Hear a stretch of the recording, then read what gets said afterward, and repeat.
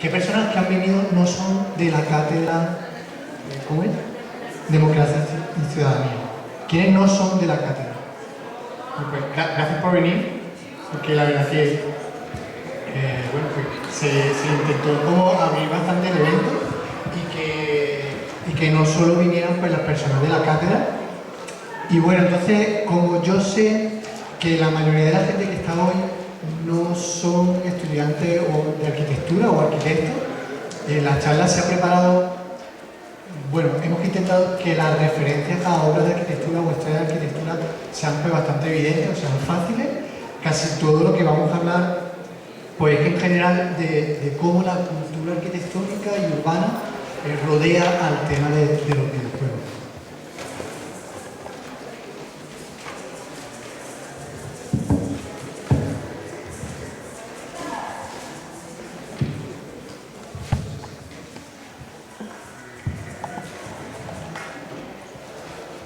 Bueno, Metaspace es el proyecto en el que vengo un poco como a enseñaros y desde el cual estamos tratando el tema de arquitectura y videojuegos. Esto lo hemos fundado dos personas, básicamente. Enrique Parra es arquitecto también. Él se graduó por la Universidad de Murcia, en España, y él lleva siendo blogger desde hace como 5 o 6 años de uno de los blogs de estudiantes de arquitectura más exitosos quizá de España. De hecho, ahora mismo está contratado por el Croquis. Y bueno, yo siempre lo menciono a él primero porque es mi compañero y además porque creo que tiene una trayectoria que es muy interesante para cualquier estudiante, quizá de cualquier disciplina, que es montar proyectos propios. Este que es el blog suyo, y era un blog de proyectos de arquitectura, pero también de cosas relacionadas con la cultura de la disciplina, también de bromas, quizá de concursos, y digamos que tanto Enrique como los dos compañeros que hacen el blog con él se han hecho un nombre, o sea, han forjado una trayectoria a partir de esa iniciativa.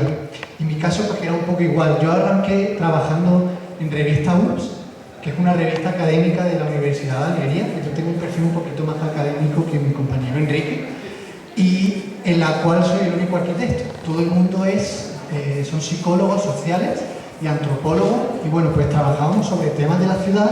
Es una revista que publica cada 6 meses, llevamos 5 años sacando un número, y apareció este espacio digital asociado, Blogbooks, que publica todas las semanas, textos un poco más pequeñitos, y bueno, pues digamos que Enrique y yo nos conocimos en estas redes y decidimos montar Metaspace.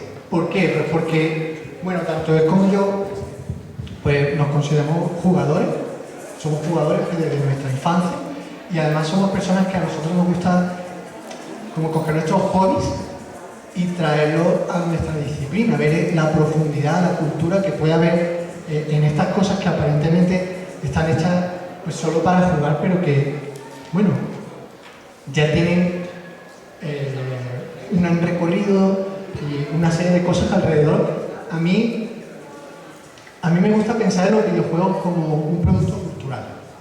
O sea, no sé si vosotros conocéis a Charles y a Ray Eames, que son unos arquitectos de mitad de siglo que ellos reivindicaban mucho el tema del cine y del teatro. De hecho, Charles diseñaba escenografía para teatro, y digamos que nosotros pensamos que si los Eames hubieran nacido hoy o estuvieran trabajando hoy, pues que estarían trabajando sobre esto, porque es un producto cultural que es propio de finales del siglo XX y que hasta ahorita está empezando a tener como cierta madurez, ¿no? Entonces, nos gusta jugar viendo ese tema urbano, o como nos gusta jugar como arquitectos, diría yo. Esto, por ejemplo, es una imagen de Mirror's Edge. Es un juego al que se juega básicamente haciendo parkour, es decir, saltando por las azoteas y recorriendo el espacio. Y entonces, digamos que el diseño de la ciudad de Mirror's Edge es completamente consciente, no es una representación de la realidad. A nosotros no nos gusta pensar en los videojuegos como algo virtual, algo que intenta reproducir la realidad como en un plano etéreo, ¿no? Que no se pueda tocar. Para nosotros, los videojuegos son reales. O sea, hay experiencias reales cuando uno juega, uno vive cosas, siente emociones, porque igual que cuando juega una película, cuando ve una película, y esa experiencia está diseñada. Esa experiencia tiene un equipo de diseñadores y de una serie de personas que en el tema de la ciudad o en el tema de la arquitectura crean unos espacios específicamente diseñados para esa experiencia. Por lo tanto, una ciudad de un videojuego muy pocas veces va a ser igual, va a intentar ser igual que una ciudad real. Incluso cuando lo intenta, se separará de ella en ciertos momentos. Eso lo veremos sobre todo al final de las charlas, si nos da tiempo a jugar un poquito, yo creo que sí. Entonces, por ejemplo, la ciudad de Mirror's Edge es una ciudad que es básicamente blanca, naranja y azul. Esos son sus colores. Y cada uno de esos colores tiene un código y aparecen los espacios concretos con una serie de motivos. Como ahí, por ejemplo, bueno, se ve un poco oscuro, pero a mí me gusta mucho, es un juego que se llama Brutal Legend, que es de un estudio llamado Double Fine, que tiene un trabajo artístico bastante interesante. Ellos es que eran los creadores de Grim Fandango, no sé si alguien los conocerá. Pero bueno, en Brutal Legend básicamente se propusieron recrear la tierra del heavy metal. Y entonces esta gente se dedicó a documentarse en artistas paisajistas nórdicos y en cómo ellos trabajaban ciertos temas del hierro y de la piedra para crear estas versiones como absurdas, incluso caricaturescas, de cómo sería este tipo de paisaje. O por ejemplo tenemos Limbo. Limbo es un juego indie danés, si no me equivoco, que además fue financiado por el gobierno y que bueno, desde que salió en su momento ha tenido un montón de versiones y es un... Eso es. ¿Entonces se mejor? Sí. Entonces ellos trabajan con el tema de las obras chinescas. Todo parece un teatro chino y digamos que la arquitectura y esos paisajes que vemos por detrás están especialmente diseñados para dar esa sensación. Además es un juego que no tiene interfaz. O sea, yo no he recortado la barra de vida ni los botones, no. Eso es lo que uno ve en su ordenador. Y está literalmente jugando, intentando explorar un limbo que uno no sabe, pero no sabe muy bien a dónde va ni de dónde viene. Uno no sabe nada, solo puede guiarse por la intuición y por la atmósfera, ¿no? Y esto es algo totalmente consciente, totalmente pretendido, que no quiere imitar a una ciudad ni a un mundo de la vida real, sino que trabaja con él para provocar una inmersión, ¿no? O por ejemplo esto de aquí es software que bebe mucho de dos tipos de ambientes, lo que es como la ciudad de los humanos, de las personas, que está basada en esta especie de arquitectura como neoclásica, grandilocuente, y la ciudad del enemigo, que está basada en toda la obra de Guillermo en Alden. O sea, es literalmente un homenaje al cine, pero que nosotros podemos recorrer y podemos vivir de una manera que no es exactamente igual que la del cine, pero que tampoco es igual que la del mundo físico.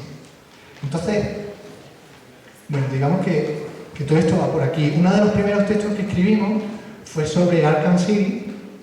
Arkham City, para el que no lo conozca, es un juego de Batman.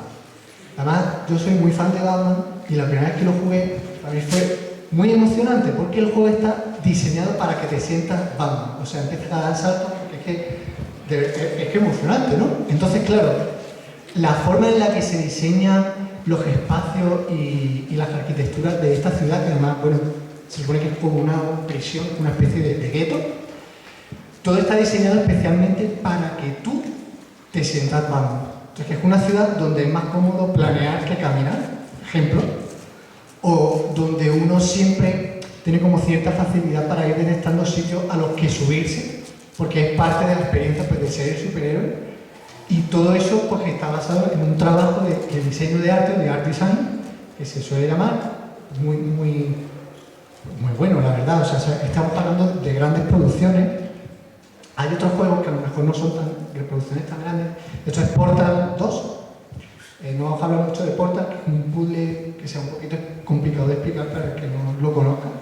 Pero digamos que aquí se están viendo claramente una referencia a los silos geodésicos de Buckminster Fuller, y a una serie de referencias arquitectónicas que son importantes. Digamos que a mí siempre me ha gustado pensar en la ciencia ficción como casi como una ensalada, ¿no? O sea, uno coge cositas, ingredientes de distintas culturas y las mezcla de una manera que nunca se mezclaron antes.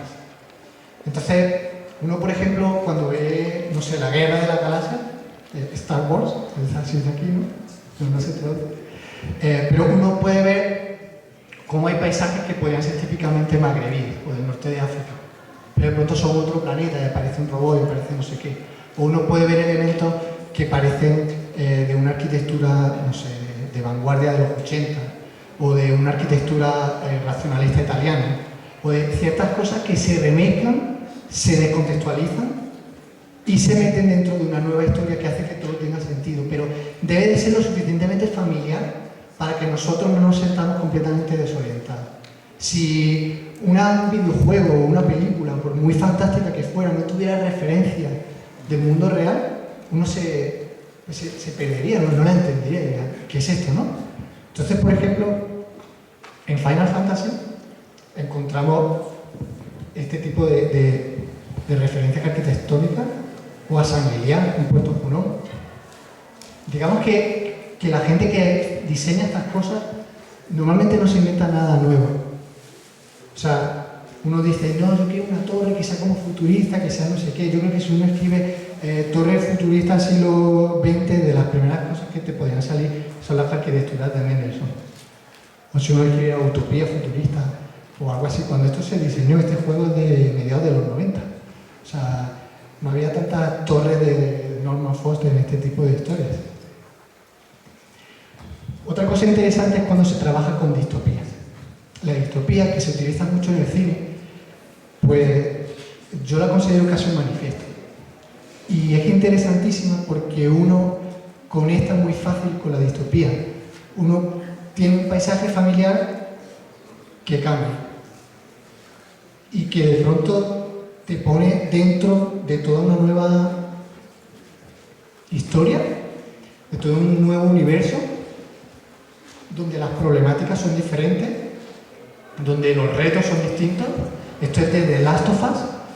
La gente que ha criticado The Last of Us dice que es que el único problema de ese juego es que es un juego y no una película.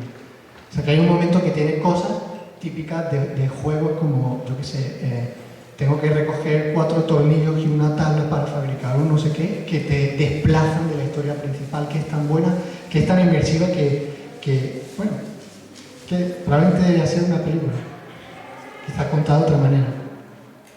Entonces, bueno, yo con esto lo que quería mostrar es un poco cómo el diseño tiene todo que ver en los juegos. Yo voy a poner un vídeo aquí que no se va a escuchar, pero bueno, esto es un juego clasificado como indie.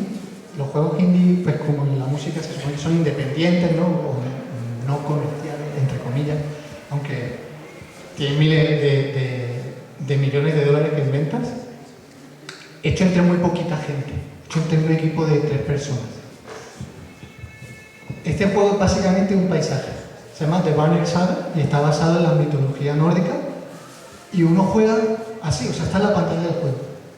Uno está recorriendo un paisaje y a lo largo del paisaje van surgiendo decisiones, van surgiendo problemas a los que el jugador tiene que enfrentarse. Además, el juego narrativamente es muy interesante porque no está la típica decisión tonta. Cuando los juegos que empezaron a implementar sistemas de decisiones y de karma, que si uno tomaba la decisión buena, pues te recompensaba bien, y si tomaba la mala, te recompensaba mal. Esas decisiones eran muy tontas, ¿no? A veces que eran casi caricaturescas. Era como, te encuentras un bebé, ¿qué haces? ¿Lo cuidas hasta que crezca o te lo comes? Pues mal, o sea, no, aquí las decisiones, nunca hay una decisión correcta. De hecho, la mayor parte de las veces, la cagas. Es terrible, ¿no? Porque pero si yo creía que eso era no. Entonces, sin embargo, siempre está como este tema del paisaje que tiene un ritmo lento, ¿no? Que no tiene como esas grandes escenas de acción y a uno, bueno, funciona como contrapunto a este tema de la decisión. Y lo interesante es que todo este juego es un homenaje a los ilustradores de Disney de los años 50. Estos son los fondos de la Cenicienta. Se llama Cenicienta aquí también, ¿no? Y son escenas que son pues típicas del imaginario del cuento, ¿no? Ese paisaje bucólico con esos bosques, ese castillo que siempre aparece al fondo, pero además hay una vegetación que está como geometrizada, ¿no? Es sintética, y digamos que, bueno, o sea, este trabajo a mí me parece interesante, yo lo disfruto un montón, de hecho creo que a finales de año sale como la segunda parte, y he estado loco por reseñarla. Y bueno, eso en general es un recorrido un poco por los juegos y algunas de las cosas que hemos tratado en el blog, pero aparte de reseñas, nosotros tenemos una sección que la llamamos Metaverso. Tiene un doble sentido, ¿no? Por un lado, son versos, son ideas que lanzamos, que son reflexiones nuestras sobre cómo todo este tema del arte arquitectónico y del urbanismo en los juegos encaja. Y además tiene que ver con la palabra metaverso. Un metaverso es como un universo dentro de otro universo. Es un concepto pues casi un poco extraño, pero cuando uno empieza a trabajar en este tema de los videojuegos y de las aplicaciones en internet, se da cuenta de que realmente funciona así. O sea, yo puedo estar jugando dentro de esa pantalla, pero las experiencias que viva, la gente con la que trate, pues obviamente no voy a tratar con ellos igual que si lo estuviera delante en una cafetería. Pero puedo tratar con ellos de maneras que la cafetería probablemente no me permitiría. Puedo matar a un dragón, puedo construir un castillo, puedo, no sé, crear una empresa de transporte, puedo hacer un millón de cosas que pues normalmente en la vida diaria, si las hiciera, tendrían otro ritmo, tendrían otras características que no son mejores ni peores. O sea, nosotros no queremos vivir enganchados a la consola. Lo que nos gusta es cómo esa experiencia se complementa con la experiencia física, con la experiencia material de las cosas. Entonces, una de las ideas que nosotros tratamos es la de que la arquitectura de los videojuegos es un recurso contextual.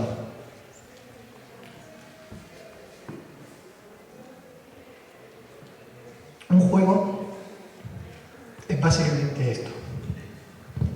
Hay como unos números, ¿no?, que se ven abajo, pero podrían no verse. Hay probablemente una posición, hay una delante, hay una atrás, hay una izquierda, hay una derecha, y hay un espacio por el que nos estamos moviendo. Ese espacio está basado en reglas. Hay límites que no podemos cruzar, hay otros que sí, hay puertas que se abren, hay puertas que no. Hay una serie de conceptos, de protocolos que, bueno, pues podrían ser similares a los del cine o a los del teatro. En el teatro hay escenografías que se mueven, escenografías que no, escenografías con las que interactúan los actores, otras que tienen un carácter etéreo. Digamos que hay como una serie de reglas a las cuales el diseño arquitectónico les está dando forma. El diseño arquitectónico lo que busca es ponernos en ese contexto y facilitar la inmersión del jugador.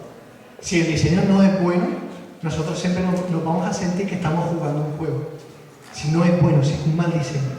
Si el diseño, sin embargo, es excelente, a nosotros se nos va a olvidar que estamos jugando. Realmente vamos a estar interpretando un personaje y vamos a estar viviendo una historia. Pasa como con los libros, ¿no? Cuando un libro está mal escrito, uno no disfruta con la historia, siempre está pensando, joder, qué mal escrito está esto. Yo no pondría este punto aquí o yo pondría esta línea allá.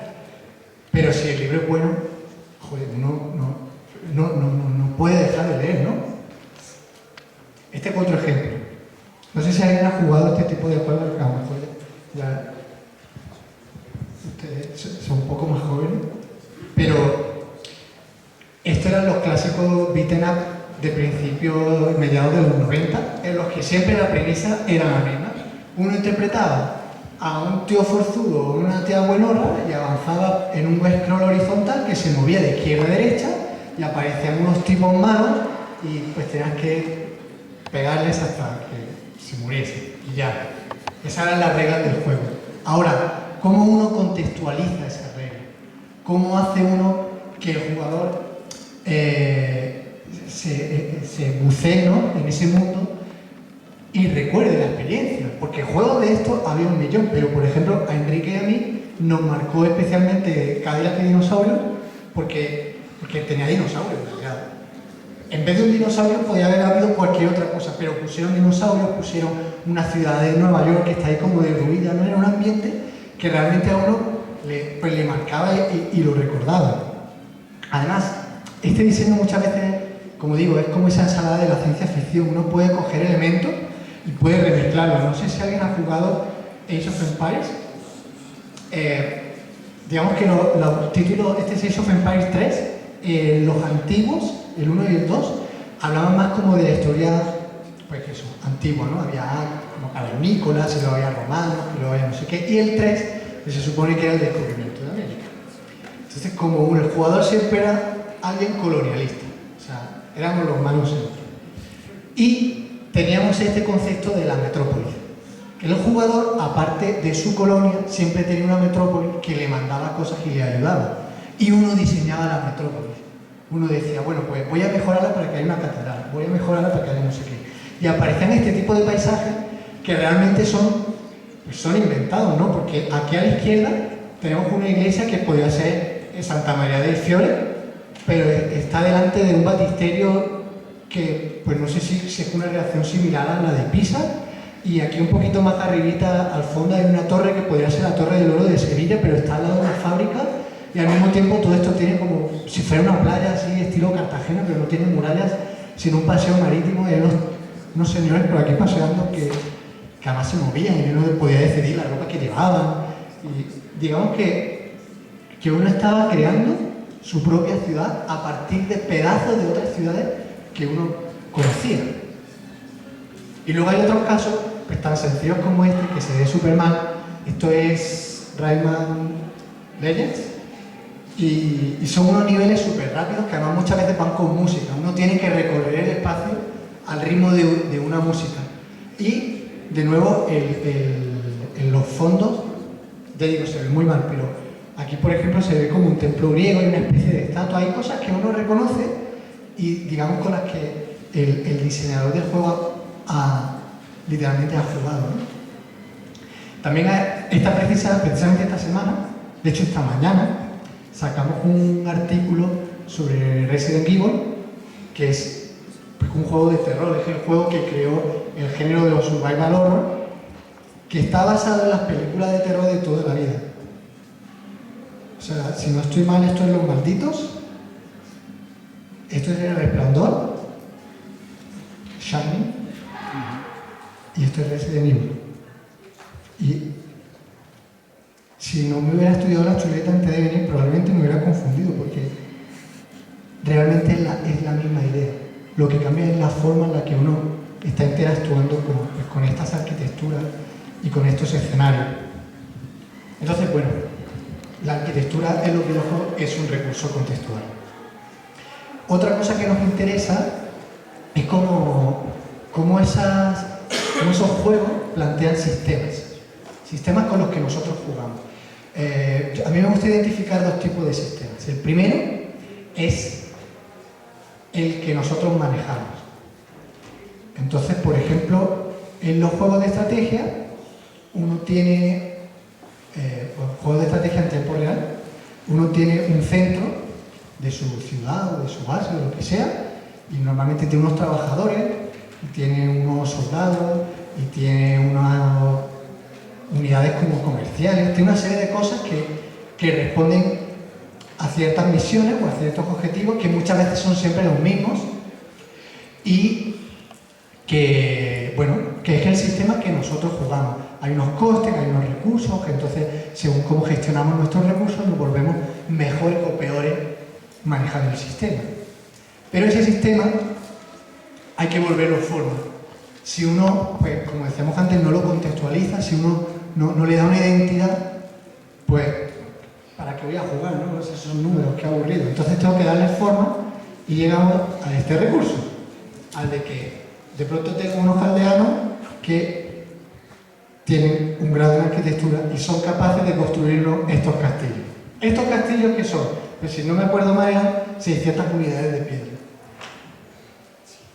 si yo digo eso, a nadie le interesa, o sea, 600 comunidades de piedra, no, pero es que tengo un castillo otomano, o tengo un castillo azteca, no sé quién se le ocurrió un castillo azteca, una cosa rarísima, o tengo un castillo japonés, que además, el castillo japonés, que es el que está aquí abajo, vale 600 unidades de piedra, pero está hecho de madera. O sea, realmente hay cosas que no son muy lógicas. Nuestros chistes de las lógicas de Age of Empires en internet son famosísimos, pero lo importante es que el diseño del juego hace que nosotros realmente sintiéramos que estábamos construyendo un castillo y que íbamos a dominar a las otras naciones y que había una serie de objetivos y de cosas que lograr. Incluso hay gente que se ha dedicado a modificar el juego original para que la apariencia de la arquitectura del juego fuera más realista, aunque eso afectara al gameplay, a la forma de jugar.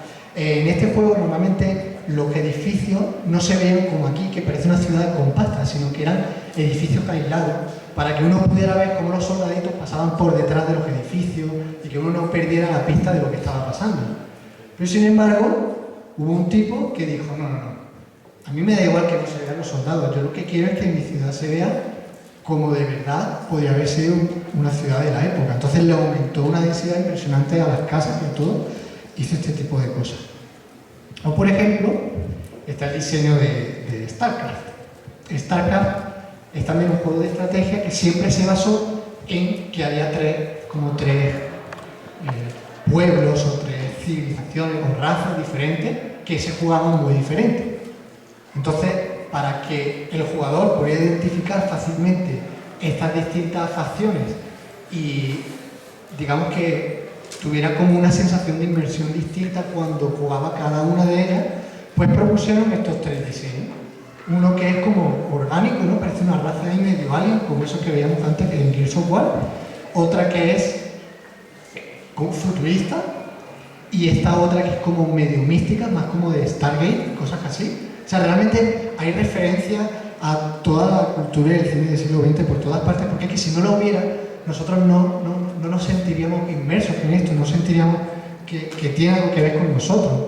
Entonces, un jugador de StarCraft, a partir de estas cosas que vimos antes, es capaz de diferenciar lo que está pasando aquí. Es capaz de saber lo que cada edificio y cada unidad que es por ahí suelta significa en este sistema de reglas. Si uno no está familiarizado con este sistema arquitectónico, pues no tiene ni idea. Yo supongo que al que no haya jugado nunca, ahora mismo esta imagen le estará sonando a chino, ¿no? Pero la realidad es que lo que estamos viendo es esto. No, pues, a ver, no sé si... Sí. Pues hay como un edificio principal que tiene unos secundarios, que tiene otras cosas, que fabrican, que no sé cuánto. Entonces, cuanto mejor se vuelve uno manejando el sistema, mejor se vuelve uno en el juego. Y porque el diseño arquitectónico tiene un gran papel en eso. De hecho, bueno, yo soy muy fan de los proyectos financiados por crowdfunding, que es estos sistemas de microtransacciones en los que uno pone pequeñas cifras de dinero y te dicen, por ejemplo, el juego va a costar $12. Si tú me das $12, o sea, si se compromete tanta gente a poner $12 que yo alcanzo, pues no sé, 300.000, yo me comprometo a que el juego va a salir en este plazo. Entonces, pues se financia el juego. Y lo bonito es que siempre el juego bueno, pues es un juego pues, se hace con cine, se hace con música y todo. Pero lo interesante en el juego es que el proceso de diseño se abre a los microfinanciadores, a los micromecenas. De manera que a uno le van llegando cada cierto tiempo cartas, informes de qué es lo que se está haciendo en el juego. De hecho, yo recuerdo, con esto concretamente que es de Universal, que ellos hacen retransmisiones en streaming por Twitch, en los que el público participa en el diseño. Entonces dice, bueno, vamos a diseñar una casa que sea ahí como de la alta baja edad media, de la baja edad media, y que tenga como un poquito de piedra y que tenga no sé qué. Entonces la gente propone, de pronto hay un historiador y dice, no, ese tejado no lo puedes hacer porque pasa no sé cuánto. Entonces que el diseñador lo va cambiando y al final se acaba viendo una cosa que es realmente colaborativa y que lleva a este tipo de imágenes que me parecen muy interesante, la verdad. Pero que en el fondo, pues, uno, sobre todo si ya ha jugado un poco, pues puede adivinar a qué reglas se está respondiendo esta arquitectura, ¿no? Se ven como unas casas que hay por aquí, se ve un edificio aquí en medio que parece diferente, que es más alto, probablemente tenga una importancia mayor, se ve un paisaje, se ven unos recursos, y al final, si el sistema se complejiza, uno puede llegar a ciertas cosas. Básicamente, la idea es siempre la misma. Lo interesante es cómo esos sistemas de reglas van cambiando y cómo cambia la forma en la que buceamos en ellos y en las que la arquitectura pues, nos abraza. Esto, por ejemplo, es Dungeon of the Endless, si no me equivoco. Dungeon of the Endless es una mazmorra donde uno nunca sabe lo que hay detrás de la siguiente puerta. Cada vez que uno abre la puerta, el juego como que se detiene y te deja así como en tensión, y de pronto lo que sale de la puerta te devora y se acaba el juego. O sea, realmente uno cuando abre la puerta teme por su vida. Y esto, pues, está basado en las cartografías de juegos de rol típicas de, pues, casi desde los 70, ¿no? Entonces, esto es una aplicación en la que uno genera mapas aleatorios. Uno realmente le está dando una estructura arquitectónica a una cosa que en el fondo es un juego de mesa, ¿no? Entonces, si veis, hay como salas que son como que tienen una categoría superior, hay otras salas que parecen más pequeñitas, hay corredores, hay cosas que nosotros no sabemos exactamente lo que son, pero a las que el jugador que ya conoce esta cosa pues puede otorgar una regla o puede otorgar una historia. Digamos que esto que se estaba viendo aquí, y he pasado ahí en medio, es ese sistema de arquitectura con el que nosotros cada vez nos volvemos mejores. Pero esto es un sistema de arquitectura con el cual nosotros tenemos que combatir, con el cual nosotros nos enfrentamos. Entonces, ese es el caso también, por ejemplo, de Diablo. Diablo es un juego que genera retos, ciudades generativas. O sea, tiene una serie de algoritmos, tiene una serie de espacios clave, de espacios básicos, pasillos, puertas, casas, castillos, entradas, salidas, etc. Entonces tiene una serie de algoritmos que uno cada vez que entra, el mapa es nuevo, la ciudad es nueva. Claro, uno dice, pues sencillísimo, venga. Pero uno arquitectónicamente, ¿cómo diseña esta cosa? ¿Cómo hace que cada una de estas piezas que se ven aquí encajen entre sí? ¿Y cuáles son las lógicas que hacen que encajen? ¿Y cómo trabaja el arquitecto con esas lógicas para que permitan una cantidad lo suficiente amplia como para que el juego no sea nunca aburrido, pero lo suficientemente constreñida para que el juego no pierda su personalidad y que el jugador se desoriente? Realmente no es un reto muy distinto que el de los proyectos de arquitectura sistémica o, por ejemplo, de barriadas sociales que suelen trabajar así. Uno trabaja con una unidad de vivienda, con una serie de unidades de vivienda y equipamientos públicos y otorga unas reglas para que se vayan encajando entre sí, se vayan relacionando entre sí. Pero uno sabe dónde va a llegar. Esto es Expansiva, de Hudson, el mismo que diseñó la ópera de cine. Y realmente, pues, esto no se ve, pero no sé. Pero, por ejemplo, volviendo al tema de los INS, ellos tenían clarísimo que la arquitectura era un juego con una serie de piezas, con una serie de reglas con las cuales uno experimentaba, y por eso ellos eran grandes apasionados de la prefabricación. Yo no veo tan distinta la lógica de la prefabricación, por ejemplo, con la lógica del diseño de un juego.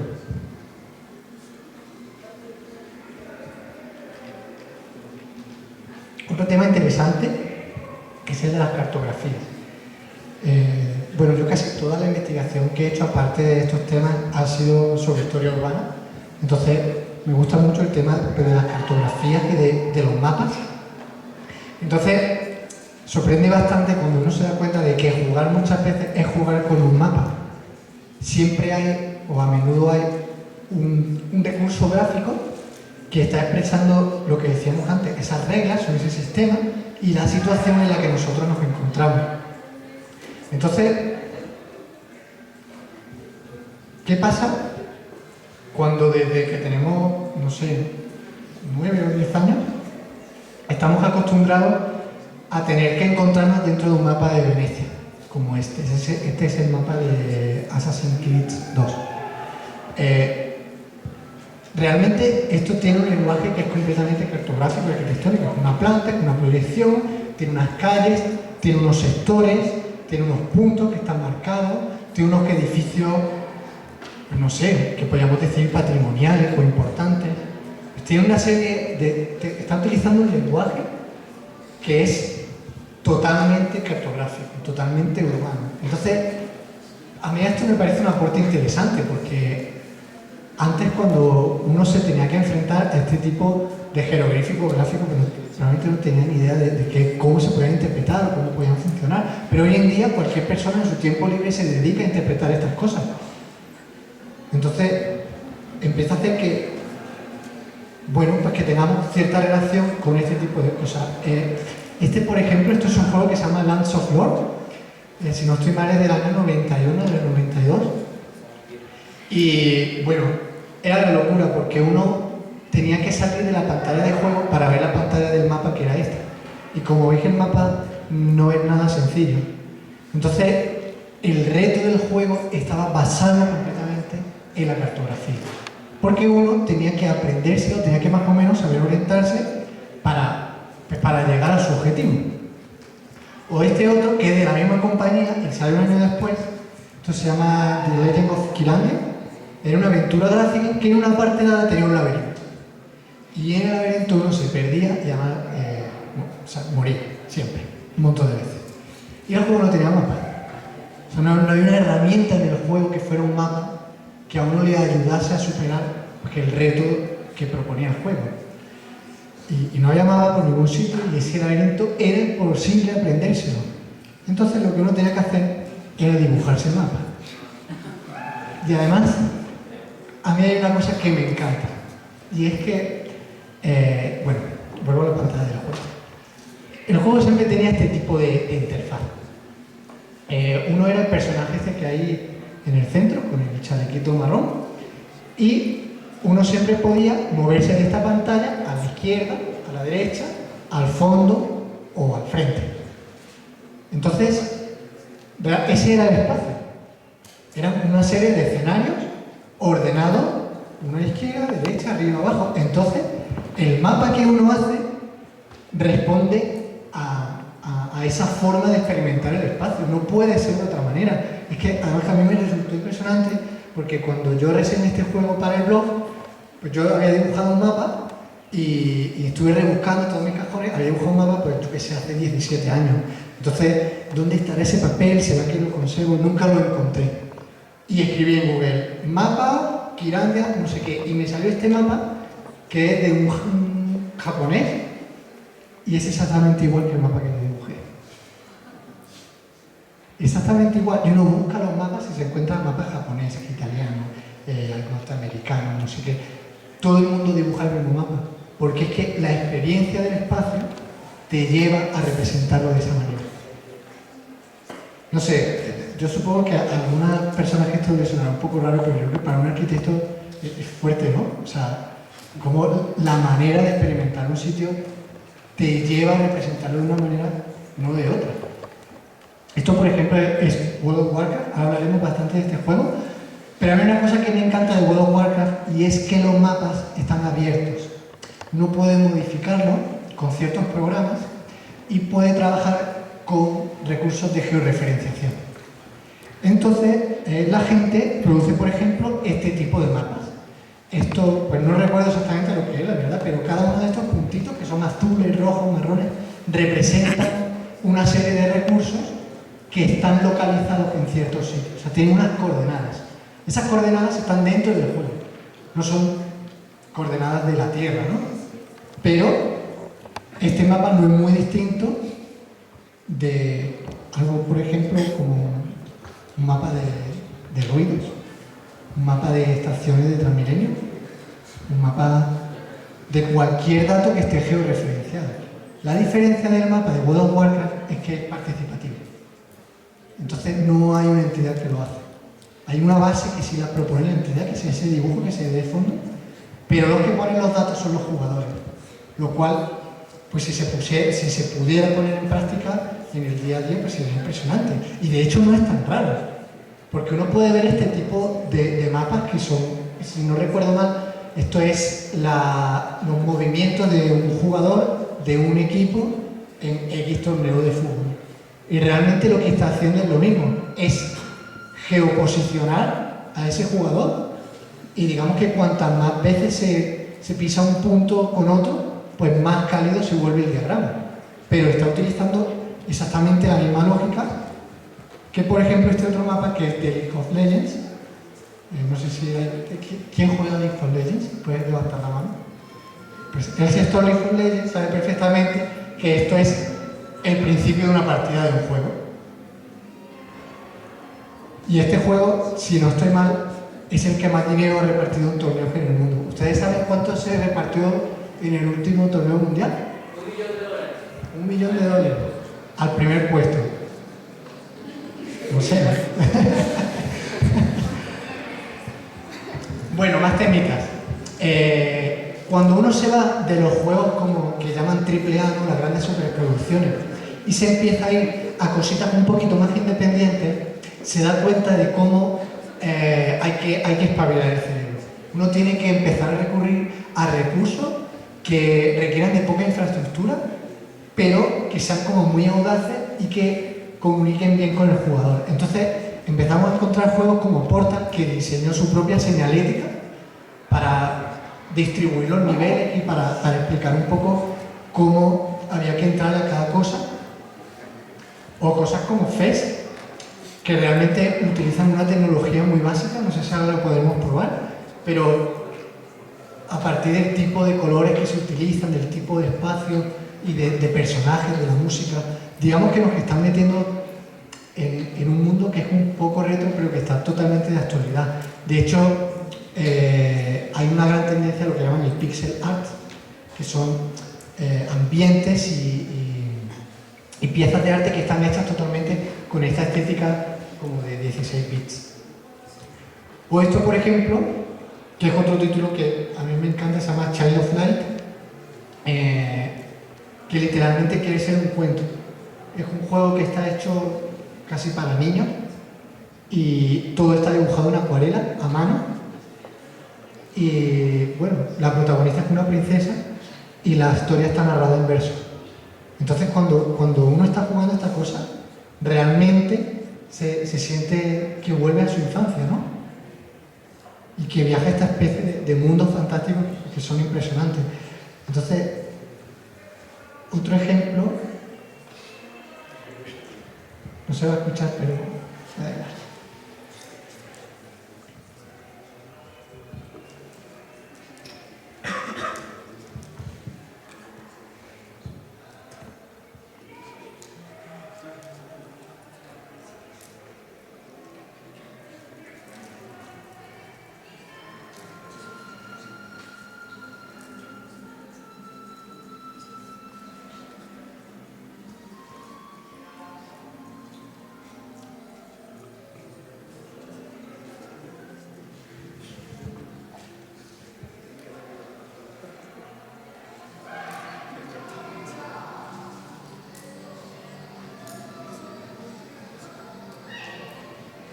Esto se llama Journey, es un juego que salió originalmente para PlayStation y literalmente el juego es un viaje. Lo único que hay que hacer es moverse por el paisaje de una forma similar a la que veíamos antes que en The Banner Saga, pero un poquito diferente porque digamos que es un poco más inmersivo, tiene menos decisiones que hacer, pero mira eso, o sea, es algo que está basado totalmente en los conceptos del land art y vemos cosas, no sé, yo me puedo imaginar perfectamente a Robert Nixon jugando este juego si no se hubiese muerto. Bebe totalmente de ese tipo de cultura. A mí me interesa mucho porque además proponen este tipo de cosas. Ubisoft, que es la empresa que hace Assassin's Creed y otras grandes superproducciones, tiene una filial que ha desarrollado el motor gráfico UbiArt, que se dedica básicamente a animar piezas de arte y de fotografía y hacer este tipo de cosas. Entonces, son juegos donde literalmente todo el contenido, toda la riqueza está en el diseño artístico.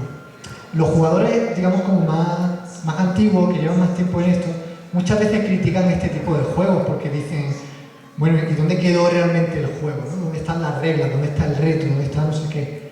Pero se convierten en una experiencia que es totalmente estética. Yo no sé de qué iba algo.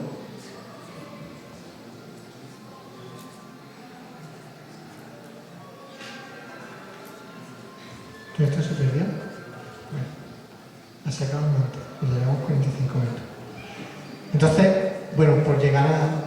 Me he saltado, bueno, para el que le interesara, esa parte que se perdió eran los paneles de diseño de arte de la BlizzCon, que fue la semana pasada, donde había, pues, bueno, toda una ciudad diseñada en base a conceptos de arquitectura clásica, pero bueno, se puede consultar muy fácil. Y yo quería terminar con el tema de Assassin's Creed. Este es un juego también desarrollado por Ubisoft, por la misma empresa que hace ese otro motor que es como medio humilde. Y es un juego que en cada una de sus entregas ha intentado reproducir una ciudad históricamente, al mismo tiempo que proponía una forma de jugar como muy... pues bueno, porque uno era un asesino, ¿no? Entonces corría por las azoteas, escalaba, tal. Digamos que la arquitectura que hubiera sido totalmente histórica tiene que modificarse, tiene que adaptarse a esas reglas de juego, pero aún así intentaba ser lo más fiel posible. Entonces, bueno, pues yo llevo un par de años viviendo en Colombia, yo trabajo en los Andes, y un día me enteré de que mi asesora académica de tesis de maestría era la asesora histórica de Assassin's Creed. Entonces a ella la contrataron para que consultara archivos de universidades y, digamos, le diera el material al equipo de arte para hacer sus diseños. Y que, por ejemplo, a partir de esta imagen de la Catedral de San Marcos de Venecia, se hiciera este diseño para el juego. Entonces, por ejemplo, una cosa que María Elisa me contaba era que la iglesia de San Marcos nunca tuvo cadalso. En la iglesia de San Marcos no se ahorcaba a nadie. Se hacía en otro sitio o se hacía de otra manera. Sinceramente no me acuerdo. Pero era un recurso narrativo que el estudio quería utilizar. Porque, bueno, pues, digamos que hay momentos dramáticos donde ahorcan, no sé qué, los que no hayan jugado lo sabrán. Entonces, digamos que esto no es San Marcos que en el Renacimiento. Esto es San Marcos que en Assassin's Creed. Hay una diferencia. Y en esa diferencia es donde está la narración del juego. Pero lo que quería la gente del estudio era tener, digamos, la máxima fidelidad y que cuando ellos tomaran una decisión y se alejaran de lo que historiográficamente habría sido, pues, el pasado de esa ciudad, cuando ellos quisieran que tomaran esa decisión, le sean completamente conscientes. No, yo esto lo hago porque narrativamente pasa esto, o porque en cuanto al gameplay, o porque en cuanto a lo que sea. Pero que fuera una decisión consciente. Entonces, lo que conseguimos es que este tipo de paisajes son juegos que, bueno, yo la verdad no recuerdo cuándo salió Assassin's Creed 2, pero yo lo sigo jugando. Y yo sé que tecnológicamente pues, ya está muy antiguo, ¿no? Pero realmente la recreación es tan interesante y es tan inmersiva que uno nunca deja de aprender.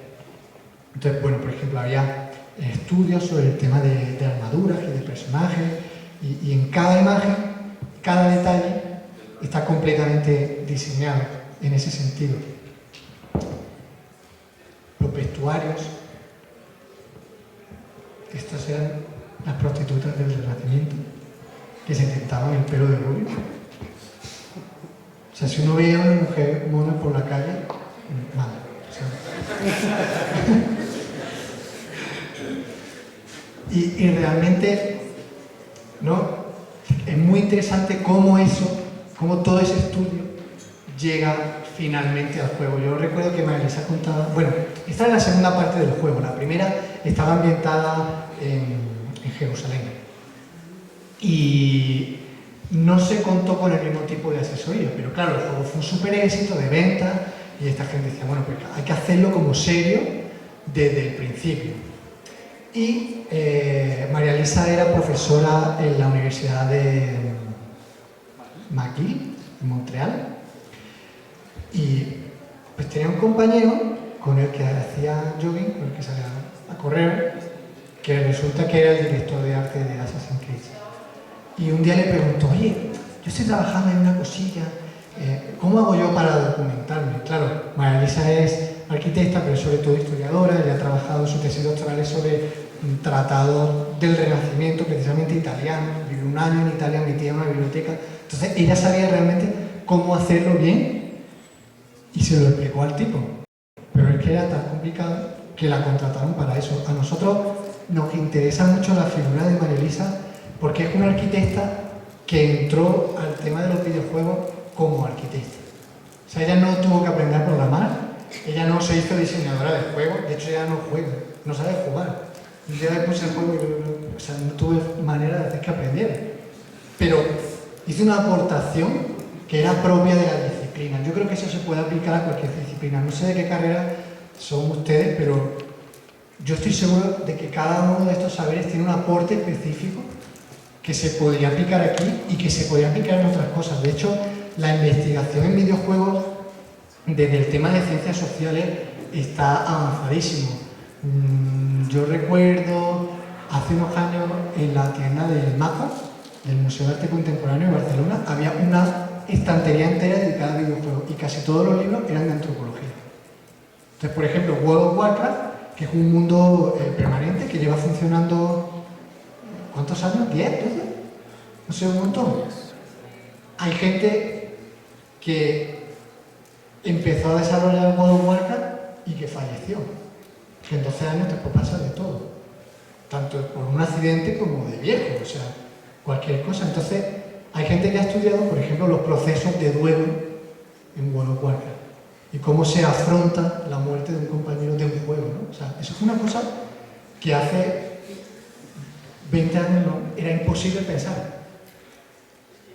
Y hay gente que estudia esto. Entonces, nosotros decimos que desde la historia de la arquitectura no solo hay una asesoría, esto es muy gracioso porque es como la base del personaje que está viviendo en Assassin's Creed y tiene un asesor que le cuenta lo que está pasando en la época y las imágenes que aparecen en su tablero eran las que María Elisa buscó. Yo creo que no solo hay como un aporte al mundo de los videojuegos desde el diseño y desde tal, sino también desde su estudio. Yo creo que la historia del arte debería empezar a incluir este tipo de cosas. Y creo que por lo menos un arquitecto que salga titulado hoy en día debería de ser consciente de que esto pasa. Y es que lo más gracioso es que aun si las universidades no lo hacen, las personas lo van a hacer igual. Porque esto forma parte de la cultura y forma parte de la sociedad. No sé si tienen alguna pregunta. ¿Has jugado Minecraft? Sí, claro. ¿Cuál es tu percepción de esa herramienta? Pues me parece impresionante. Minecraft, nosotros en Metaspace evitamos conscientemente muchas veces hablar de Minecraft porque es de lo que todo el mundo habla. Le pasa un poco como a SimCity, que es el juego del que todo el mundo habla cuando hablan de urbanismo. Pero lo que a nosotros nos parece más que interesante de Minecraft es el tema de la educación. O sea, Minecraft es el Lego de hoy en día, o los bloques de construcción, ¿no? Literalmente eso. Y de hecho, sacaron una herramienta muy interesante que funcionaba como un pistón, ¿no? Que se activaba o se apagaba. Creo que tenía un nombre, una vela o una bengala o algo así. Tenía un nombre en el juego, yo no lo recuerdo. Pero lo que hace es que uno puede diseñar dispositivos de unos y ceros y puede hacer calculadoras, puede hacer realmente infraestructuras muy complejas y es interesante porque hay niños de 7 años que aprenden a programar en Minecraft. Entonces, digamos que no solo tiene un aspecto arquitectónico, que sí es verdad, lo tiene, pues bueno, pues tiene sus limitaciones porque uno construye con bloques y con ciertos materiales, ¿no? hay mucha gente que hace recreaciones y recrea los escenarios de, pues, no sé, del Señor de los Anillos y de un millón de cosas. Pero digamos que el tema de la facilidad con el que uno llega a la herramienta me parece impresionante. Hay un ejemplo al hilo de Minecraft, pues que quizá ahora ya está un poco más, no está tan vigente, pero no sé si ustedes conocen Second Life, que bueno, pues se popularizó mucho en su momento porque decían que absorbía a la gente y todo el mundo trabajaba allí, no sé qué. Bueno, pues Second Life, a partir de Second Life se hizo un proyecto de innovación docente en la Universidad de Granada, en la que yo estudié, que pues, se llamaba literalmente Arquitecturas para el Metaverso. Y lo que ellos proponían era que los estudiantes diseñaran arquitecturas para Second Life. Pero claro, uno dice, bueno, hay muchos sitios de Second Life que son recreaciones, que son bueno, pues, la Bilsawa en Second Life, la Casa Farnsworth en Second Life, Viena en Second Life. Pero es que uno no vive y recorre Second Life igual que Viena o que la Casa de Farnsworth. Entonces la arquitectura no puede ser la misma. Uno en Second Life vuela, habla por bocadillos de texto, se puede teletransportar.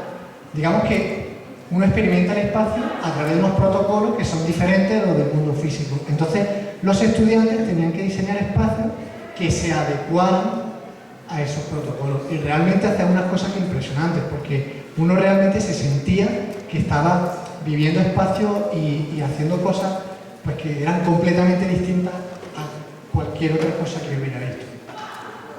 Era una cosa experimental, no hubiera funcionado probablemente como un videojuego porque no tenía esa conexión con el jugador como para hacer algo narrativo, pero realmente era una cosa muy interesante. Entonces el proyecto bloque a bloque de Naciones Unidas, ¿No? es un proyecto donde están modelando ciudades con Minecraft y involucran a la comunidad para que adapte y haga modificaciones en la ciudad desde Minecraft. Y eso después lo llevan a la realidad. Es que ese es otro tema muy interesante, el cómo uno se apropia de la herramienta. Yo tengo compañeros que están metidos en este tema de programación, pero que son arquitectos, y ellos dicen que los renders, o sea, el diseño 3D y todo eso, hoy en día ya está solo para concursos y para representación.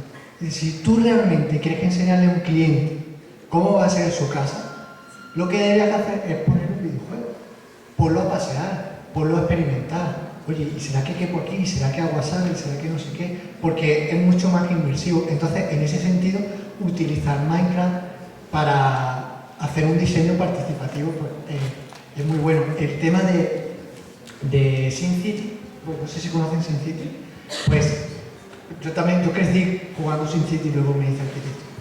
Entonces, uno no es que la ciudad real funcionara igual que SimCity, era un juego. Pues por ejemplo, uno empezaba a planear la ciudad desde cero. Tenía un territorio de cero y hacía una planificación que funcionaba por zona, que ya sabemos que tiene unos problemas, que tiene unas ventajas, y a partir de eso planeaba su ciudad. Pero uno sabía que se enfrentaba a ciertos conflictos, que había ciertas cosas que uno podía hacer para mejorar el tráfico, para mejorar ciertas cosas. No quiere decir que haciendo esas cosas en el mundo real se vayan a solucionar. Pero digamos que uno se hace consciente de los problemas. Y entonces, yo opino que, pues sí, estoy totalmente de acuerdo que son herramientas que son increíbles. Estaría muy bien pensar qué herramienta, para qué situación, probablemente se empiecen a diseñar interfaces específicamente pensadas para cierto tipo de participación o cierto tipo de cosas. Yo recuerdo un plan que hubo en una ciudad estadounidense en la que uno decía, bueno, pues quiero un tanto por ciento de centro histórico, un tanto por ciento de extrarradio, un tanto por ciento no sé qué, y el programa te escupía como una imagen de la ciudad que tú estabas proponiendo. Y eso se hizo en una campaña de alegaciones al plan general de ordenación de esa ciudad. Entonces, ese es un caso de una herramienta específicamente diseñada para eso. Claro, el problema muchas veces es que a los que nos interesan esos temas no sabemos programar. Y a los que saben programar, lo que les interesa es hacer videojuegos, porque da más dinero, o sea, porque es más divertido, tan sencillo como eso. Entonces, bueno, yo creo que hay un tema ahí que tiene que desarrollarse, pero que está totalmente vigente. Emil, tú dices que la forma de experimentar los espacios dentro de un videojuego es diferente a cómo se hace en la realidad, ¿cierto? Sí. Entonces, ¿de qué forma el arquitecto se acerca a esa simulación de la realidad para poder diseñar los espacios ya en la materia física? O sea, si la experimentación en el videojuego, te voy a poner el ejemplo, yo soy arquitecto, Sí. voy a hacer un diseño para el cliente y modelo mi casa, no sé, SketchUp, y después lo vuelvo interactivo no sé, con Blender, Por ejemplo. y hago que mi cliente recorra el espacio y vea las bondades del espacio, sus malos materiales, la luz, todo esto, ¿sí? ¿De qué forma, o sea, con la premisa que tú dices que experimentar un videojuego es diferente de la realidad, cómo hace uno para poder acercar los dos conceptos? Porque ese es el reto. Yo creo que es exactamente el mismo reto que hay con el dibujo. O sea, un dibujo no deja de ser una representación. Uno siempre se tiene que basar en la imaginación y en la interpretación de un lenguaje para imaginar cómo ese dibujo, cómo ese espacio dibujado va a ser real. O va a ser no real, sino físico, material. Entonces, digamos que el problema, el reto, ¿no?, en el tema interactivo, en el tema de Blender, por ejemplo, de cómo se pasearía aquello, es el mismo, pero en una trayectoria mucho más corta, ¿no? Yo creo que la sociedad en general está probablemente más cerca del lenguaje de los videojuegos que del lenguaje del dibujo arquitectónico. Porque a veces yo creo que puede ser más sencillo comunicar con esas herramientas interactivas que con el dibujo clásico o con las representaciones clásicas que hemos utilizado desde la ilustración, ¿no? ¿Cuál es el problema? Pues que muchas veces no tenemos la misma facilidad para manejarla, o por ejemplo no nos sirven del mismo modo para diseñar, ¿no? Yo en ese aspecto sigo siendo muy clásico, yo diseño con un papel esfero. Entonces, bueno, yo creo que son distintos retos que no son especialmente nuevos. El reto es el mismo que el de transmitir cómo será un espacio arquitectónico. Es el mismo reto del dibujo, el mismo reto de los renders planos. Lo que pasa es que la herramienta es nueva, pero es un tema desde luego interesante. Habrá que ver cómo se haría para mí. ¿Puedes decir que o sea, hay que enfocarse en la simulación? Probablemente sí. No sé, o sea, nunca me había hecho esta pregunta, la verdad. Porque claro, sí, digamos que si el objetivo del diseño que has hecho es construirse materialmente, tienes que diseñar un protocolo de interactuación con ese objeto que sea lo más realista posible. O que al menos transmita las cualidades físicas de ese espacio de la mejor manera. En un videojuego el protocolo es diferente. El protocolo lo que busca es, por ejemplo, hacer que te sientas dado. Nosotros siempre nos hemos centrado como en esa parte para que la gente no abra un poco la mente y no piense que el videojuego es una representación del mundo real. Pero sí es verdad que si existe ese camino, existe el contrario, y es justo el que tú estás señalando. Entonces, desde luego me parece un reto. A mí me gustaría mucho acumular experiencias de gente que le haya hincado el diente a esa cosa, porque no creo que haya tanta gente que lo hace. Yo solo conozco un par de oficinas españolas que lo hacían muy puntualmente. Eran casitas y uno como que iba recorriendo la casa, pero era un modelo muy básico, porque además ellos lo hacían para que el cliente no era tanto que experimentara un espacio muy realista, sino que pudiera proponer modificaciones. Entonces que el arquitecto ya tiene una paleta de soluciones constructivas y de cosas y las iba aplicando, pues parecido a como se haría en Minecraft, por ejemplo. Ellos trabajaban así. Probablemente haya otras formas de trabajar y cada una de esas formas sea más adecuada para unos objetivos concretos. ¿Hay otra mano por aquí? El diseño arquitectónico de WoW, por ejemplo, la versión 3.3.5 de la de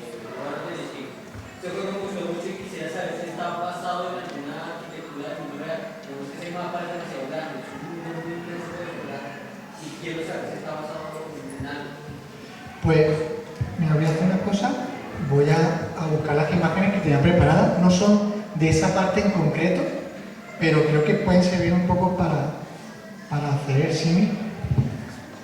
A ver.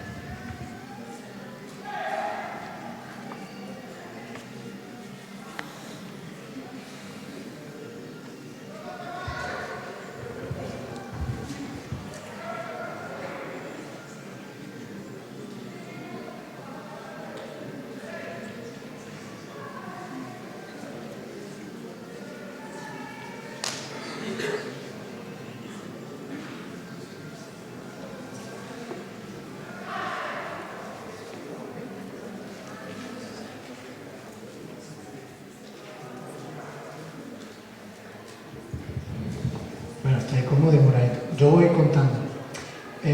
Juegos como World of Warcraft tienen un gran mapa. Siempre juegan con mapas que son muy amplios y lo que se suele buscar es que cada zona tenga un carácter diferente.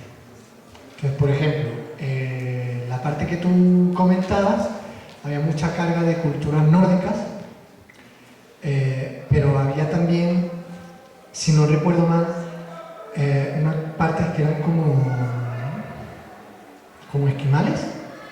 Entonces pescaban en ciertos sitios. Es que es un poco difícil de contar sin enseñar.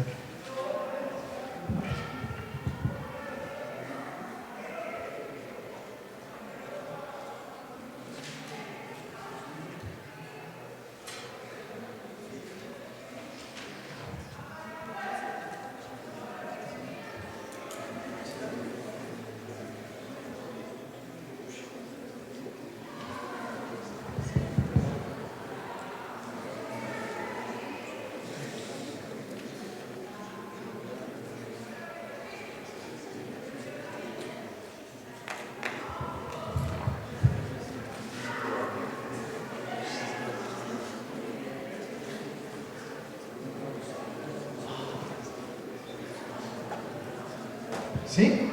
Esto es un típico pantallazo de diseño de arte de World of Warcraft. Entonces, esta gente lo que suele hacer es mezclar cosas que vienen de la cultura real y reorganizarlas. Entonces, uno cuando ve estas cosas, esto por ejemplo, piensa en el Tíbet. Digamos que tiene algo que es familiar, que uno puede decir, me suena, ¿no? Pero al mismo tiempo se ve que es completamente fantástico, que tiene una escala, que tiene, ¿no? Esto que hay abajo son como tipis. Entonces, esto, ¿cuánto puede medir, no? Entonces, digamos que ellos siempre están jugando con este tipo de cosas. Mira este paisaje, por ejemplo. Aquí hay como unos castillos, que están, unas casas que están excavadas en la roca, hay una cabeza, hay no sé qué, pero, oye, sigue teniendo ventanas, ¿sabes? Sigue teniendo un tejado a dos aguas, sigue teniendo ciertos elementos que son fáciles de identificar y que uno podría decir, bueno, pues seguro que hay un castillo en algún sitio de Escocia que podría haberse parecido a esto en su momento. Otra cosa que ellos hacen que es muy interesante es que su diseño también intenta ser como generativo, ¿no? Que a partir de un mismo concepto, como puede ser este tipo de tejado o este tipo de estructura, uno pueda generar una gran cantidad de ambiente. Entonces, por ejemplo, en ese juego, si uno visita una ciudad que es de, no sé, de humanos, pues, aunque cada una sea distinta, uno sabe que pertenece a ese pueblo, ¿no? Uno se siente familiarizado con la imagen de esa raza, de ese pueblo. Esto, por ejemplo, son casas de druidas. Entonces tiene que tener una imagen que sea como medio vegetal, medio no sé qué, pero cada vez que el juego se amplía, y cada año, cada 2 años, el equipo de diseño tiene que reimaginarse la cosa por completo. Entonces tienen que partir de elementos que siguen iguales y otros que van cambiando. Estas imágenes que están sin ordenar, porque son las que había preparado en la presentación. Entonces, esto, por ejemplo, es muy fácil de asociar con un pueblo como vikingo o algo así, pero yo nunca he estado en un pueblo vikingo. Pero uno ha visto películas, ha visto series, ha visto cosas que a uno le familiariza. Digamos que los juegos, la arquitectura de los juegos y los juegos en general juegan mucho con la memoria colectiva, con cosas que se supone que todo el mundo más o menos conoce o más o menos intuye, aunque no haya ido nunca. Entonces, por ejemplo, todo el mundo sabe cómo es la Torre Eiffel, aunque nadie haya estado en la Torre Eiffel. Pero cuando aparece en un juego, pues sabe que tiene como ciertas características que comunican con todo el mundo, sea de donde sea. Entonces, ellos siempre están jugando con este tipo de cosas. Es parte de su trabajo de diseño. ¿No? O sea, eso es claramente un homenaje a Juego de Tronos.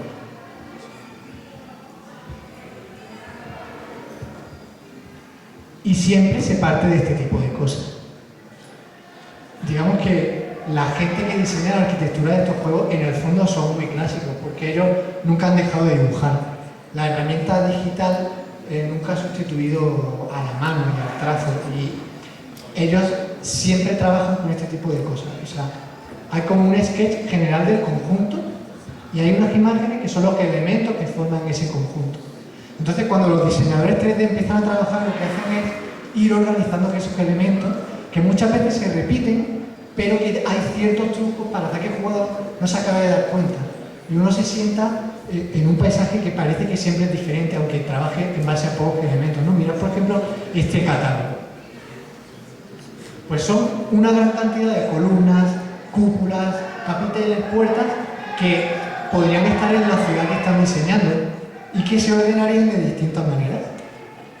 Digamos que la lógica, igual que los objetivos de construir una arquitectura en un videojuego son distintos de los de construir una arquitectura en el mundo físico, también el proceso es muy diferente. A mí lo que me interesa es que las bases, las referencias de las que parte son muy comunes. Entonces, este paisaje que es como de fantasía, que tiene una ciudad volando, si uno se empieza a acercar, puede identificar elementos. A ver, que no son tan diferentes de una ciudad física. Esto, por ejemplo, este tema de las telas, uno se lo encuentra en Marruecos todo el tiempo. Uno se encuentra estas columnas, se pueden contar ciertas cosas, si no las hemos visto, si no las hemos vivido en persona, las hemos visto en libros, las hemos visto en otros lugares, ¿no? Como por ejemplo esto. A mí probablemente esta sea la menos fantástica de todas las cosas que han aparecido, si no fuera porque haya dejado un pedrusco volando. Por lo demás, hay una lógica del espacio, ¿no? Esta plaza que está levantada, a la que uno sube, entonces tiene como cierta categoría, y además que hay a la izquierda, tiene como otra escalinata, entonces como un podio para hacer un mirador. No es distinta de la lógica del mundo que vivimos. Sencillamente está diseñada para vivir otro tipo de experiencia.